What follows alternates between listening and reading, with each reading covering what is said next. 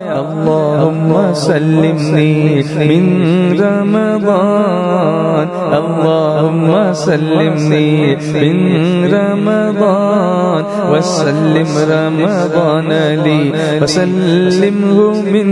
الصلاة والسلام عليك يا رسول الله، الصلاة والسلام عليك يا رسول الله، الصلاة والسلام عليك يا حبيب الله، الصلاة والسلام عليك يا حبيب الله، الصلاة والسلام عليك يا نبي الله، الصلاة والسلام عليك يا نبي الله، وعلى آلك وأصحابك يا نور الله، وعلى آلك وأصحابك يا نور الله، صلى الله تعالى عليه وسلم. صلى الله تعالى عليه وسلم. دوستان محترم، آج کا ٹاپک دیگر موضوعات کی طرح نہایت اہم ہے، تجارت کے نبوی اصول. چونکہ یہاں پردیس میں مسلمان بڑی تعداد میں تجارت، کاروبار اور بزنس کے حوالے سے آئے ہوئے ہیں اور یہاں آباد ہوئے ہیں، اس حوالے سے اسلام اور سیرت نبوی میں ہمارے لیے کیا رہنمائی ہے، چند باتیں عرض کرنا چاہتا ہوں. دوستان محترم، اللہ کے رسول صلی اللہ تعالی علیہ وآلہ وسلم نے ارشاد فرمایا: طلب کسب الحلال فریضۃ بعد الفریضہ.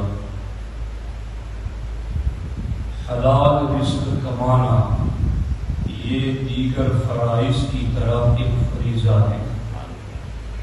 جس طریقے سے نماز، روزہ، حج، زکوٰۃ اور دیگر طاعتیں فرض ہیں، اسی طریقے سے رزق کے سلسلے میں حلال کو طلب کرنا یہ بھی ایک مومن پر فرض ہے. ہمارے آقا علیہ الصلوۃ والسلام ارشاد فرماتے ہیں: طلب الحلال واجب علی کل مسلم، کہ ہر مسلمان پر حلال کی طلب واجب اور لازم ہے. یہاں قابل توجہ بات یہ ہے کہ بہت تھوڑے مسلمان ایسے ہیں جو یہ سوچ رکھتے ہوں جب وہ رزق طلب کرنے کے لیے نکلتے ہیں، روزی کمانے کی فکر کرتے ہیں، تو ان کے ذہن و دماغ میں یہ بات ہو کہ ہمیں روزی تو طلب کرنی ہے مگر وہ جو حلال ہو، ہمیں رزق کے لیے کوشش تو کرنا ہے مگر وہ رزق جو حلال ہو. جس طرح قرآن مجید میں اولاد کے لیے دعا کرنے کے حوالے سے حضرت ابراہیم علیہ السلام کی دعا ہے: رب ہب لی من الصالحین، کہ اے اللہ مجھے نیک اولاد عطا فرما. تو صرف اولاد کی دعا نہیں بلکہ نیک اولاد کی دعا. اسی طریقے سے صرف رزق طلب کرنا نہیں بلکہ رزق حلال طلب کرنا، اور رزق حلال یہ دیگر فرائض کی طرح ایک فریضہ ہے. اب آپ یہاں پر اس بات کو سن کر کے تعجب کریں گے کہ ہمارے نبی علیہ الصلوۃ والسلام نے ارشاد فرمایا ہے: العبادۃ عشرۃ اجزاء فتسعۃ منها فی طلب الحلال. اللہ کے رسول صلی اللہ علیہ وسلم کے اس فرمان کا ترجمہ یہ ہے کہ عبادت کے 10 حصوں میں سے 9 حصوں کی عبادت صرف رزق حلال کی طلب میں ہے. آپ نے غور نہیں کیا؟ یعنی عبادت جتنی بھی ہیں ان ساری عبادتوں کو اکٹھا کر لیا جائے اور پھر ان کو ڈیوائڈ کیا جائے 10 خانوں میں، تو ہمارے آقا علیہ السلام فرماتے فَتِسْعَةٌ مِّنْهَا فِي طَلَبِ الْحَلَالِ. عبادت کے 10 حصوں میں سے 9 حصے کی عبادت صرف رزق حلال کی طلب سے ہی ادا ہو جاتی ہے. 9 حصے کی بات صرف رزق حلال کی طلب سے. آخر اس میں کیا بات ہے، اس میں کیا راز ہے؟ روزی تو ہر کسی نے کمانی ہے، جینے کے لیے، اولاد کے لیے، بیوی بچوں کی پرورش کے لیے. تو اگر اس کے ساتھ حلال کو لازم کر لیں تو 9 حصے کی عبادت صرف اس میں آ جائے. ایسا کیوں ہے؟ ایسا اس وجہ سے ہے کہ انسان کے ذہن و دماغ پر اور اس کی فکر پر، اس کی سوچ پر، اس کے باطن پر اور اس کے ظاہر پر رزق حلال کا اثر سب سے زیادہ ہوتا ہے. اور وہ اس طریقے سے کہ حضور صدر الشریعہ علیہ الرحمہ بار شریعت میں لکھتے ہیں کہ بعض جانور ایسے ہیں جن کا گوشت کھانا مسلمانوں کے لیے اللہ نے حرام قرار دیا ہے. حضور صدر الشریعہ فرماتے ہیں اس کی وجہ کیا ہے؟ فرماتے ہیں اس کی وجہ یہ ہے کہ گوشت اور غذا جب جسم میں جاتی ہے تو وہ جزو بدن بن جاتی ہے. یعنی گوشت اور غذا جسم میں جاتی ہے تو پھر جسم کا حصہ بن جاتی ہے. تو اللہ تبارک و تعالی نے بعض جانوروں کا گوشت اس لیے حرام کیا ہے کہ ان جانوروں کی عادتیں بری ہیں. تو کہیں ایسا نہ ہو کہ ان کا گوشت کھا کر ان کی بری عادتیں بھی تمہارے اندر آ جائیں. شیر چیتا ظالم ہیں، درندے ہیں، پھاڑ کھانے والے ہیں. ان کا گوشت اس لیے حرام کیا گیا ہے کہ گوشت کھاؤ گے تو پیٹ تو بھر جائے گا، مگر اس گوشت کے ساتھ ساتھ کہیں ظلم والی عادت تمہارے اندر نہ آ جائے، درندگی والی صفت تمہارے اندر نہ آ جائے. کتے کا گوشت اس لیے حرام کیا گیا کہ چونکہ اس میں حرص اور لالچ ہے تو اس کا گوشت کھانے سے پیٹ تو بھر جائے گا، مگر اس کی لالچ والی صفت بھی گوشت کے ساتھ ساتھ تمہارے اندر آ جائے گی. سور اس کا گوشت اس لیے حرام کیا گیا کہ یہ ہوس پرست، جنس پرست ہے. اس کا گوشت کھاؤ گے تو تم بھی ہوس پرستی میں مبتلا ہو جاؤ گی. اس سے کیا پتا چلا کہ ان جانوروں کا گوشت اس لیے حرام قرار دیا گیا کہ اس کے گوشت کھانے سے وہ گوشت انسان کے جسم کا حصہ بن جاتا ہے، اور جب وہ انسان کے جسم کا حصہ بن جاتا ہے تو اس جانور کی بری عادتیں بھی انسان میں آ جاتی ہیں. اللہ نے اسی لیے ان حرام جانوروں کے گوشت سے روکا تاکہ مسلمان ان کی بری عادتوں سے بچ جائے، ان کی بری صفتوں سے بچ جائے. انسان ظالم ہونے سے، حرص اور لالچ سے، جنس پرستی اور ہوس پرستی کی مذموم اور بری صفتوں سے اپنے آپ کو بچا لے. اسی لیے ساتھیوں، ہمارے علماء اہل سنت کتاب و سنت کی روشنی میں کہتے ہیں کہ کسی بھی غیر سنی کا ذبیحہ ہرگز نہ کھاؤ، اس لیے کہ غیر سنی کا ذبح کیا ہوا مردار ہے، مرا ہوا ہے. جس طریقے سے کسی کا جانور مر جائے اور لے جا کر کے کھیت میں ڈال دے تو کیا کوئی جاتا ہے اس مرے ہوئے کا گوشت کاٹ کے لا کے کھائے؟ غیر سنی کا ذبیحہ بس 100% اسی طرح ہے.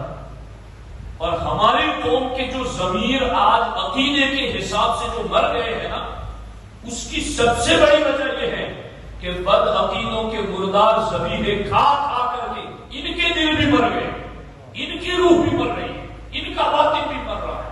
بلکہ کبھی کبھی یوں ہوتا ہے کہ اتنا باطن مر جاتا ہے کہ عقیدے کی بات، سنی عقیدے کی بات سنی کو اچھی نہیں لگتی، سنی معمولات کی بات سنی کو اچھی نہیں لگتی. کیوں؟ اس لیے کہ مردار کھا کھا کر دل مردہ ہو گیا، اس کی روح مردہ ہو گئی، اس کا باطن مردہ ہو گیا. حضور صدر الشریعہ علیہ الرحمہ نے اسی لیے یہاں فرمایا ہے کہ ان حرام جانوروں کے گوشت اس لیے حرام ہے تاکہ ان کی بری صفتیں بھی تمہارے اندر نہ آ جائے. تو مردار گوشت کی مردار والی صفت نہیں آئے گی، اور وہ آ گئی ہے، اس کے اثرات آ گئے ہیں۔ توبہ کرو اللہ کی بارگاہ میں، رجوع کرو۔ یہ کسی عالم کا مسئلہ نہیں، یہ ہر سنی کا مسئلہ ہے، اور اس پر عمل کرنا ہر ایک کے لیے لازم ہے۔ کچھ لوگ یوں بھی سمجھتے ہیں اس میں کیا اثر پڑ جاتا ہے، اس میں کیا فرق پڑ جاتا ہے، تو میں وہی آپ کو کہوں گا کہ اگر شیر چیتے کا گوشت کھا لیں گے تو بھی آپ کے جسم پر کون سے بڑے پھنسیاں نکل جائیں گی، اور کون سا آپ کا چہرہ سیاہ اور کالا ہو جائے گا، اور کون سے آپ کے سر پر سینگ نکل آئیں گے، اس سے بھی تو پیٹ ہی تو بھرے گا، مگر عادتیں اس گوشت کی بری آ جائیں گی۔ اسی طرح سے یہاں غیر سنی کا مردار سبیحہ انسان کے اندر بری عادتیں پیدا کر دیتا ہے۔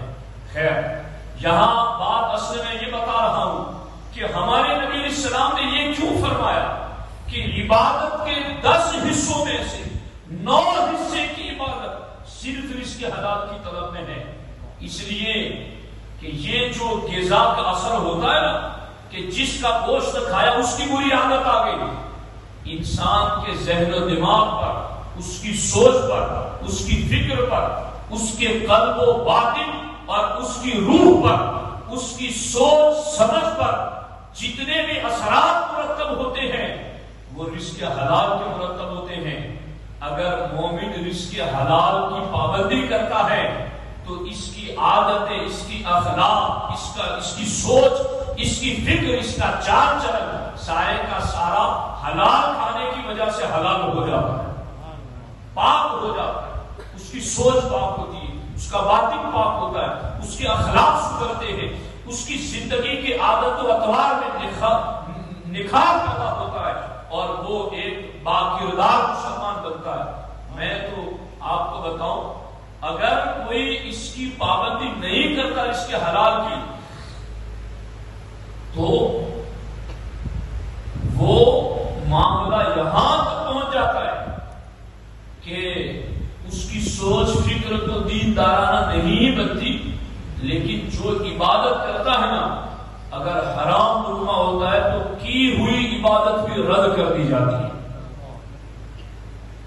ایک تو حرام کھانے سے جلد توفیق نہیں ملتی، اور اگر کر بھی لے زبردستی دکھاوے کے لیے تو پھر آگے اس کے لیے جو قبولیت والا معاملہ ہے اس سے رکاوٹ بن جاتی ہے۔ تو اس لیے رزق حلال کی طلب بہت زیادہ ضروری ہے۔ اب جب رزق حلال کی طلب کے لیے نکلیں گے تو کیا کریں؟ مزدوری کریں، محنت کریں، کھیتی باڑی کریں، کیا کریں؟ تو قربان جائیں ہمارے نبی کی فرامین پر۔ ہمارے آقا علیہ السلام فرماتے جس طرح سے عبادت کے 10 حصوں میں سے 9 حصے کی عبادت تنہا رزق حلال کی طلب میں ہے، وہیں پر سرکار دو عالم صلی اللہ علیہ وسلم ارشاد فرماتے ہیں التجارت، سرکار کے ارشاد کا ترجمہ یہ ہے کہ بندے کے رزق کی برکت کے اگر 10 حصے کیے جائیں تو رزق کی برکت کے 10 حصوں میں سے 9 حصوں کی رزق کی برکت اللہ نے تجارت میں رکھی ہے کہ وہ تجارت کرے۔ اسلام نے مسلمان کو تجارت پر اٹھایا ہے، چھوٹے سے چھوٹا بھی بزنس کرو، چھوٹے سے چھوٹا بھی کاروبار کرو، اور خود آگے چلو، اپنے پاؤں پر بڑھو۔ اور اس سلسلے میں کہا گیا کہ عبادت کے 9 حصوں میں سے 10 حصوں میں سے 9 حصے کی عبادت رزق حلال کی طلب میں، اور رزق حلال کی جو برکت ہے 10 درجوں کی، ان میں سے 9 درجے کی برکت اللہ نے تجارت میں رکھی۔ اب میں اتنی تمہید بتانے کے بعد اصل اصولوں کی طرف آ رہا ہوں کہ تجارت کے نبوی اصول کیا ہے۔ تو اس سلسلے میں اولا تاجروں کی بات بھی میں آپ کو بتاؤں۔ ہمارے نبی علیہ السلام ارشاد فرماتے ہیں التاجر الصدوق الامین مع النبیین والصدیقین والشہداء والصالحین۔ سرکار فرماتے ہیں سچا اور امانت دار تاجر اور بزنس مین یہ قیامت کے دن نبیوں کے ساتھ اٹھایا جائے گا، صدیقین کے ساتھ اٹھایا جائے گا، شہداء صالحین کے ساتھ اٹھایا جائے گا۔ تو یہ کوئی کم مرتبہ ہے؟ ان کے درجے میں نہ صحیح مگر ان کے قدموں میں اٹھنا ہی تو نصیب ہو جائے۔ تو سچا اور امانت دار تاجر اس کو یہ شرف ملے گا. اور اگر کوئی جھوٹ دھوکہ فراڈ تجارت میں بزنس میں کرتا ہے تو دوسرا فرمان سنو. ہمارے آقا علیہ الصلوۃ والسلام بازار میں تشریف لائے.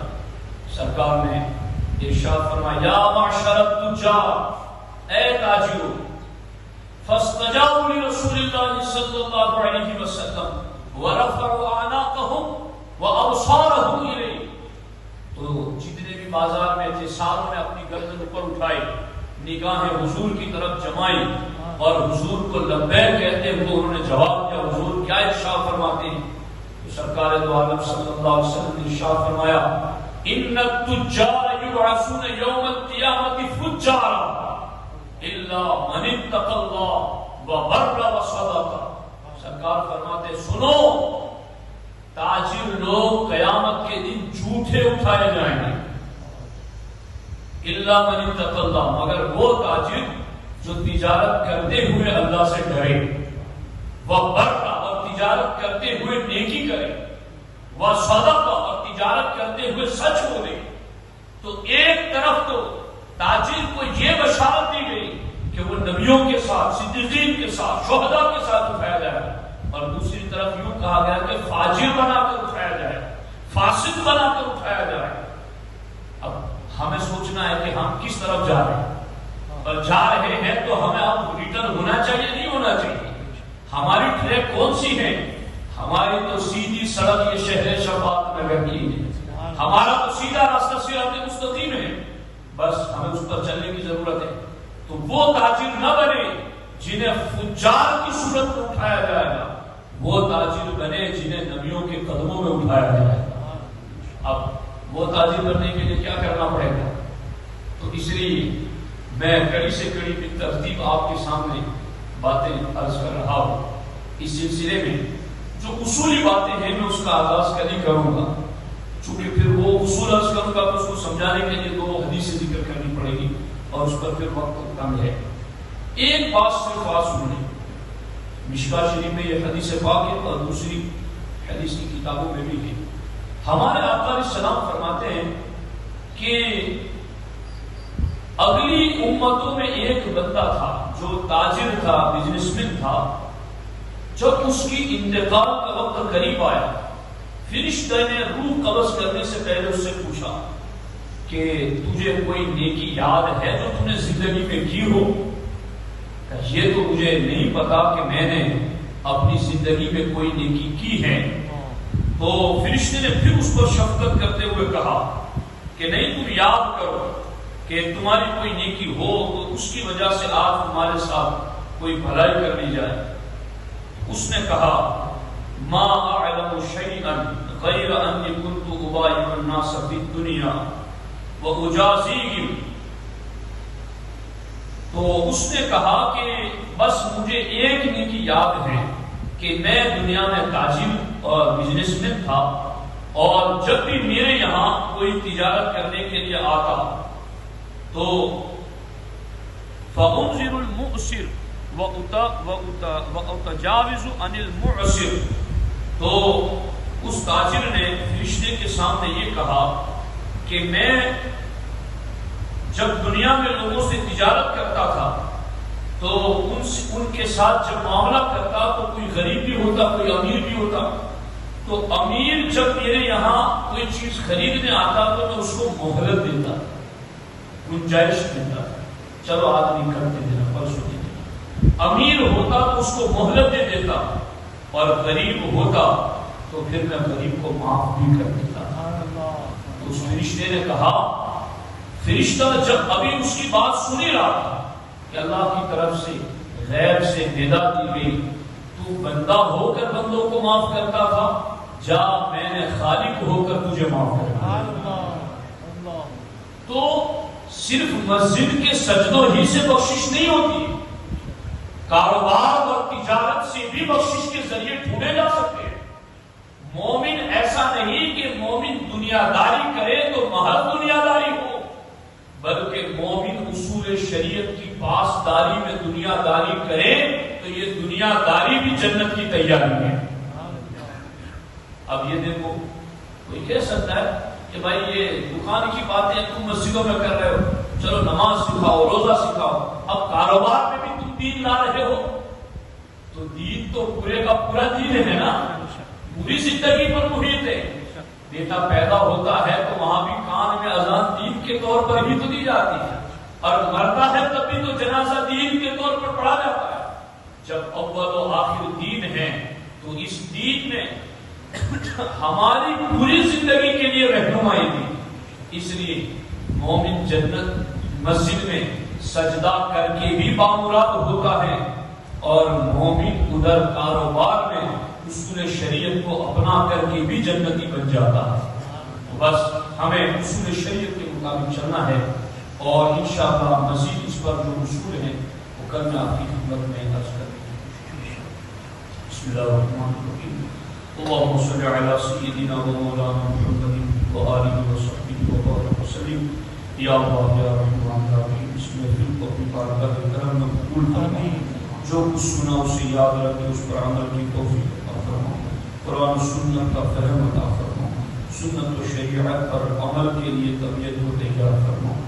اللهم ربنا وآتنا ما وعدتنا على رسولك ولا تخزنا يوم القيامة إنك لا تخلف الميعاد۔ إن الله وملائكته يصلون على النبي يا أيها الذين آمنوا صلوا عليه وسلموا تسليما۔ اللهم صل على سيدنا ومولانا محمد وآله وصحبه وسلم وأفوض أمري إلى الله إن الله بصير بالعباد صلى الله عليه وسلم وعلى آله وصحبه أجمعين برحمته۔